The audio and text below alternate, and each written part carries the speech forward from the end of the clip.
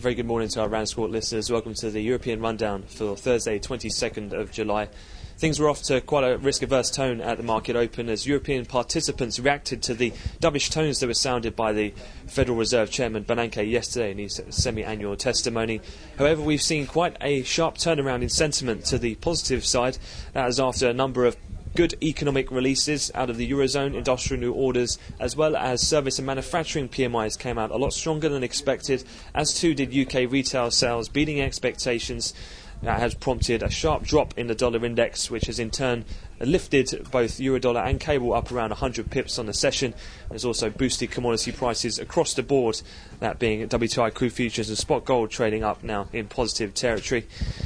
Equities then are trading now up around over 1% in the major DAX in Germany and the CAC in France, with outperformance seen in the peripheral indices. The Spanish IBEX and FTSE MIB in Italy are up around 1.5% there.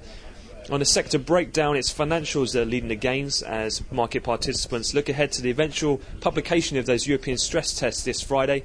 There's been a lot of rumours this morning, as it was yesterday, that they could well pull forward the release of those tests, or the results of those tests, to pre-market tomorrow instead of after-market, to try and be more transparent with the market. Some of that rumour as well being underpinned for some of this latest lift, but again that does remain purely speculative at this stage.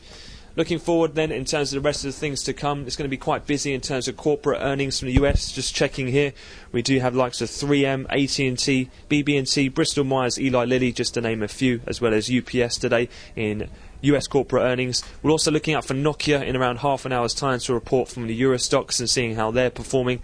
And then in terms of the calendar for economic releases, we'll have the weekly jobless numbers from the US, existing home sales. We'll also have Fed's Bernanke. This time he's speaking in front of the House.